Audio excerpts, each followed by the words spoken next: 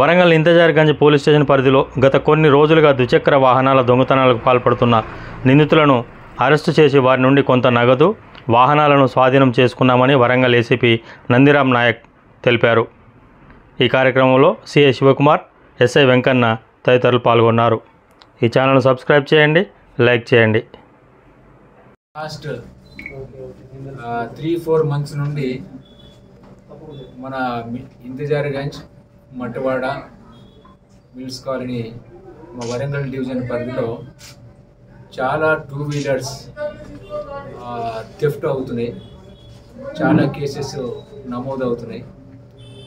దీని మీద మా గౌరవ సిపి గారి ఆదేశాల మేరకు ఒక స్పెషల్ టీంను ఈ బండ్లను రికవరీ చేయడానికి, దొంగలను పట్టుకోవడానికి ఒక స్పెషల్ టీంను ఫామ్ చేశాము.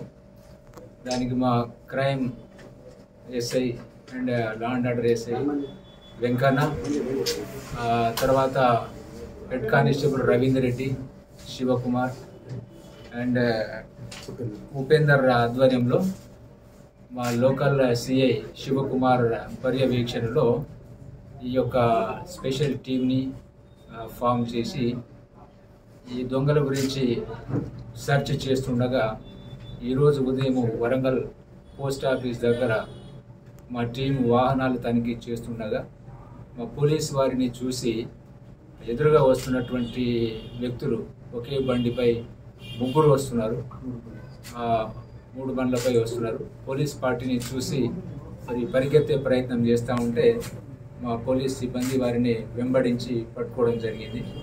దాని తర్వాత వాళ్ళను 2 పంచుల సమక్షంలో మరి విచారించగా వారి పేరు, ఒకతని పేరు రంగు ప్రశాంత్, ఇంకొకతని పేరు ఇసంపల్లి ప్రేమ్ కుమార్, ఇంకొకతను బాలన్ నేరస్తుడు జువెనైల్.